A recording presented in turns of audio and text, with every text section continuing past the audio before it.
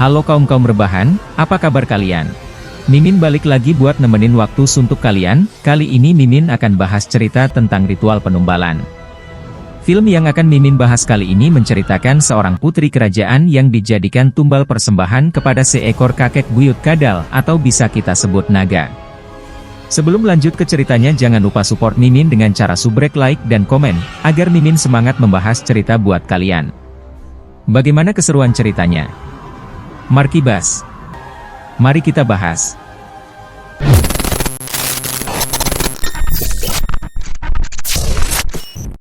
Film diawali dengan seorang raja dari kerajaan Aura memimpin prajuritnya untuk membunuh seekor naga yang berada di dalam goa, di kaki gunung batu. Setelah sampai di tempat sarang dari naga itu, Raja Aura memberikan motivasi pada prajuritnya untuk membuang jauh-jauh rasa takut mereka kepada sang naga. Karena untuk membunuh sang naga butuh keberanian yang kuat sekuat otong Mimin. Namun motivasi dari sang raja ternyata hanya bualan belaka. Meski keberanian mereka sekuat menahan hawa nafsu ketika melihat Tobrut.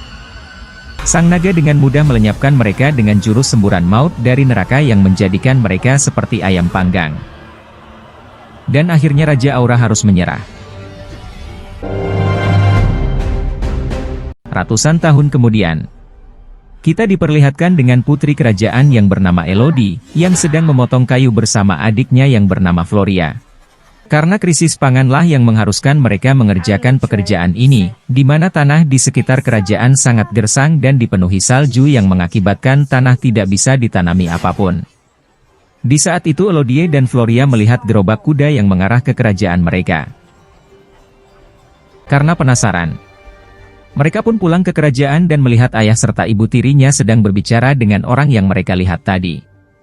Kedatangannya tersebut ternyata sebagai tukang pos yang mengantarkan sebuah pesan dari kerajaan Aura. Tak selang lama tukang pos itu pun pergi. Ayah Elodie pun yang bernama Bayford membuka surat tersebut. Ternyata isi surat tersebut adalah sebuah lamaran untuk putri Elodie dari Pangeran Aura. Dalam surat disebutkan jika Elodie bersedia, maka kerajaan Aura akan memberikan kekayaan yang melimpah untuk kerajaan Bayford. Karena kondisi ekonomi kerajaan sedang tidak baik-baik saja, Bayford meminta Elodie menerima lamaran tersebut. Elodie pun terpaksa menerimanya karena sudah tak tega melihat rakyatnya menderita dan takut rakyatnya busung lapar. Keesokan harinya, mereka pun berangkat menggunakan kapal menuju kerajaan Aura yang terletak di pulau yang berbeda. Setelah menempuh perjalanan 2 hari mereka akhirnya sampai di Pulau Aura. Mereka disambut oleh kabut tebal seperti awan kinton dan juga 2 patung kakek buyut kadal alias naga yang terlihat menyeramkan. Setelah sandar di dermaga, mereka pun dibawa ke istana kerajaan menggunakan delman istimewa. Sesampainya di kerajaan, mereka disambut oleh Aceng dan membawa mereka ke kamar pribadi Elodie yang sudah dipersiapkan. Elodie pun diberitahu oleh Aceng bahwa besok Ratu akan menemuinya untuk mempertemukan dengan pangeran tampan yang bernama Henry. Saat Elodie ditinggalkan sendirian di kamar, Elodie pergi ke balkon menara dan dia melihat seorang gadis bernama Eloise yang berada di menara sebelah yang sepertinya sedang menyesali sesuatu. Malam pun tiba. Elodie sangat penasaran dengan wajah Pangeran Henry yang membuat dia tak bisa tidur. Seketika Elodie melihat ke arah jendela dengan maksud melihat pemandangan. Tanpa disengaja dia melihat api dari kejauhan tepatnya di kaki gunung batu. Tak lama Floria memasuki kamar Elodie dan mengatakan dia memikirkan kakaknya yang sebentar lagi akan menikah yang akhirnya sama dia pun tak bisa bobo. Pagi pun tiba, Elodie bertemu dengan Ratu Aura yang bernama Ratu Isabel. Ratu Isabel pun memperkenalkan Elodie dengan putranya yaitu Henry. Untuk membuat mereka akrab, Ratu Isabel menyuruh Henry untuk mengajak Elodie jalan-jalan ke taman. Terlihat Elodie nampak senang melihat Henry. Namun sebaliknya Henry sepertinya be aja dengan Elodie. Henry pun mengajak Elodie berkuda melewati perkebunan. Di saat mereka menikmati pemandangan di sekitar, Elodie bercerita bahwasanya semalam dia melihat cahaya api di pegunungan batu seperti ada yang camping di kaki gunung batu. Lalu Henry pun menjelaskan kepada Elodie bahwa kerajaan Aura masih menjaga ritual tahunan. Ritual tersebut juga berhubungan dengan pernikahan mereka atau siapapun keturunan Aura. Sing pun berpindah ke istana, di mana ibu tiri Elodie melihat suaminya yaitu Bayford dan Ratu Isabel membahas imbalan yang dijanjikan. Sebagai ibu tiri yang baik hati dan tidak sombong, dia pun menanyakan perihal pernikahan anak tirinya. Namun Beaufort menolak untuk membahasnya. Beaufort pun terlihat kecewa setelah melihat perjanjian yang dia terima. Namun meski begitu, Beaufort mengatakan kalau Ratu Isabel akan tetap memberi harta imbalan yang melimpah kepada kerajaan mereka. Merasa ada yang aneh dengan perjanjian tersebut, sang ibu tiri menemui Isabel yang sedang melihat tukang dekor pernikahan bekerja. Sang ibu tiri mulai basa-basi dengan menanyakan bagaimana hubungan antar kerajaan setelah pernikahan nanti. Tanpa diduga, bukannya disambut baik. Isabel malah terlihat tidak suka dengan ibu tiri dan menghina keluarga ibu tiri yang berasal dari pembuat tali. Dan Isabel juga menyebut nama Elodie dengan nama Eloise yang membuat ibu tiri berpikir kalau Pangeran Henry akan menikah dengan dua putri sekaligus yaitu Eloise dan Elodie atau pangeran telah memiliki istri yang bernama Eloise. Sebagai ibu tiri yang baik, dia tak terima putrinya akan disakiti. Si ibu tiri pun menemui Elodie dan memintanya untuk berpikir dua kali sebelum menikah dengan Henry. Sebelum ibu tiri mengatakan kalau ada yang gak beres, Beaufort pun datang dan menyuruh istrinya pergi dari tempat itu. Resepsi pernikahan pun telah tiba. Elodie pun dipakaikan gaun bagus agar terlihat cantik bagaikan bidadari turun dari langit. Ia pun pergi ke taman untuk memulai pernikahan dengan Henry, dan disaksikan oleh banyak rakyat kerajaan. Acara resepsi pernikahan pun telah selesai. Lalu Henry mengajak Elodie ke tempat ritual menggunakan andong alias dokar. Henry membawa Elodie ke kaki gunung batu yang dimana menjadi tempat ritual kerajaan diadakan. Setibanya di kaki gunung batu, Elodie merasa ada yang aneh. Karena semua orang memakai topeng aneh yang membuat suasana di sana menjadi menyeramkan seperti akan memuja setan. Namun Elodie menghiraukannya karena hari ini adalah hari bahagia yang akan ia dapatkan satu kali seumur hidup. Ia pun membuang jauh-jauh pikiran tersebut. Tibalah Ratu Isabel memulai ritual dan menjelaskan bahwasanya sebelum raja pertama mendirikan sebuah kerajaan di pulau ini, ternyata dia menemukan penghuni pertama pulau ini yaitu Sang Naga. Namun naga ini sangat kuat dan sulit untuk membunuhnya. Akhirnya sang raja membuat perjanjian dengan naga tersebut, di mana raja berjanji akan menyerahkan ketiga putri raja kepadanya dan naga pun setuju akan hal itu. Sehingga naga memberikan setengah pulaunya untuk kerajaan Aura. Usut punya usut ternyata tujuan ritual ini dilakukan karena untuk memenuhi perjanjian pengorbanan ketiga putri raja. Ratu Isabel pun menggores telapak tangan Henry dan Elodie. Lalu darah Elodie diletakkan ke darah Henry, yang artinya menjadikan Elodie sebagai bagian dari keturunan kerajaan Aura. Isabel pun meminta putranya Henry untuk menggendong Elodie melintasi jembatan Sirotol Mustikin untuk syarat ritual. Hal yang tak pernah dibayangkan pun terjadi. Saat Henry berada di tengah jembatan, secara tiba-tiba dia melemparkan Elodie ke dalam jurang yang berada di bawah jembatan. Dan di sini mulai terungkap bahwa ritual itu adalah ritual penumbalan tiga putri raja yang dijanjikan raja pertama kepada Sang Naga. Elodie pun berusaha memanjat jurang tersebut. Namun sungguh sayang dinding jurang itu sangatlah licin seperti cairan anu. Elodie pun berteriak meminta pertolongan. Namun sayang, teriakannya membuat Sang Naga terbangun dari bobo pulesnya. Di sana Elodie melihat banyak sekali permata Tuan Putri. Elodie beranggapan bahwa sudah ada banyak putri yang dijadikan tumbal. Elodie pun dikejutkan oleh cahaya api yang muncul di dalam goa. Karena penasaran, ia mendekati sumber cahaya tersebut, yang ternyata berasal dari burung walet yang terbakar. Secara tiba-tiba, gerombolan burung walet yang terbakar itu terbang dari arah depan Elodie dan jatuh berhamburan di hadapannya. Elodie penasaran, mengapa burung-burung itu terbakar. Lalu sosok naga pun muncul dengan tiba-tiba dan mendekati Elodie. Naga itu ternyata bisa berbicara dengan Elodie.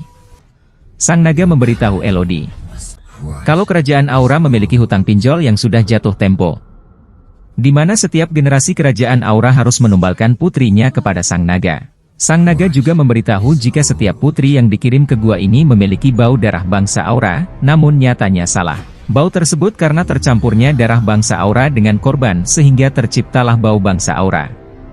Sang Naga pun mulai menyembur Elodie dengan api, tapi Elodie berhasil mengecoh semburan dengan masuk ke dalam terowongan goa. Di dalam terowongan ternyata Elodie menemukan mayat Eloise, yang ternyata Eloise telah menjadi korban sebelumnya. Meskipun Elodie berhasil lolos dari semburan pertama Sang Naga, ternyata kaki Elodie terkena api, dan akhirnya mengalami luka bakar. Elodie pun menyalakan lampu patromak kecil dan menjelajahi lubang berukuran kecil itu. Setelah lolos dari lubang yang masih sempit, Elodie menemukan sumber mineral yang menyala biru dalam kegelapan. Namun mineral tersebut ada di seberang jurang, yang mengharuskan Elodie melompati jurang tersebut. Elodie hampir terpeleset jatuh ke jurang. Setelah keberhasilan Elodie menyeberangi jurang dengan jurus dari Spider-Man. Lalu Elodie mendapati kalau benda biru itu berasal dari makhluk mirip lintah yang jumlahnya sangat banyak. Karena lampu patromak yang Elodie bawa sudah wafat alias meninggoy, Elodie kini menggunakan lintah biru tersebut sebagai alat penerangannya. Elodie merasa haus dan berusaha minum tetesan dari air yang beku, namun ternyata sang naga sudah berada di atas air beku tersebut dan mulai menyemburkan apinya ke arah Elodie. Keberuntungan memihak kepada Elodie, ia berhasil lolos dengan masuk ke dalam goa berukuran kecil kembali. Di goa inilah Elodie menemukan banyak baju bekas korban yang sudah meninggoy dan nama para korban termasuk Putri Victoria dan Guinevere. Elodie sangat merasa lelah, karena itu Elodie memutuskan untuk beristirahat di goa tersebut. Hanya saja Elodie tidak bisa bobo tenang karena diganggu oleh arwah para korban yang menyebutkan kalau bangsa Aura telah berbohong. Setelah Elodie terbangun, ia melihat ternyata lukanya dipenuhi oleh lintah biru, namun ternyata lintah itu dapat menyembuhkan luka bakar Elodie dengan ekspres. Elodie mencoba menempelkan ke luka di tangannya. Dan benar saja dalam hitungan detik luka di tangannya tersebut sembuh. Elodie menemukan peta tua pada dinding yang dibuat oleh Victoria, yang ternyata Putri Victoria berhasil lolos dari goa itu. Tanpa banyak mikir, Elodie pun langsung mengikuti peta yang dibuat oleh Victoria, hingga dia sampai di lubang keluar yang dikelilingi oleh batu kristal. Dan di antara batu kristal itu, Elodie menemukan mahkota Victoria yang sengaja ditinggalkan. Dia pun menggunakan mahkota tersebut untuk memanjat ke atas. Di saat sedang memanjat tebing kristal itu, tiba-tiba sang naga muncul dari bawah, yang membuat Elodie kaget dan hampir terjatuh. Namun Elodie berhasil bertahan dan sampai ke atas. Setibanya di atas, ternyata mulut gua tersebut buntu. Kini Elodie pun berada di puncak gunung batu. Dari atas, Elodie melihat ayahnya dan 3 pria yang datang untuk menyelamatkannya. Karena itulah Elodie berteriak memanggil ayahnya. Di saat itu juga sang naga datang menyerang Elodie. Namun sang naga teralihkan oleh teriakan dari ayahnya Elodie yang membuat naga pergi meninggalkan Elodie. Di saat Elodie berusaha mencari jalan untuk menemui ayahnya, tanpa diduga Elodie menemukan 3 bayi naga yang sudah mati dalam keadaan beku. Terungkaplah mengapa sang raja membuat perjanjian dengan naga. Ternyata ratusan tahun yang lalu saat Raja Aura pertama mendatangi sarang naga, dia telah membunuh 3 bayi naga yang baru saja menetas sebelum berusaha membunuh sang naga. Pembunuhan ketiga anak naga lah yang membuat sang naga marah. Sehingga sang naga meminta raja untuk menebus kesalahannya dengan mengirim putri keturunannya untuk dijadikan tumbal alias nyawa dibayar nyawa. Elodie kini menemukan ayahnya yang sedang berteriak memanggil namanya bersama 3 orang pria yang salah satunya sebagai penunjuk jalan. Tak lama kemudian sang naga datang dan membunuh kedua prajurit yang bersama Beaufort. Hingga pria penunjuk jalan ketakutan dan memilih pergi untuk bersembunyi. Beaufort pun berusaha melawan naga tersebut. Tapi di mata sang naga, Beaufort hanyalah semut kecil, sehingga Beaufort dapat dengan mudah dikalahkan.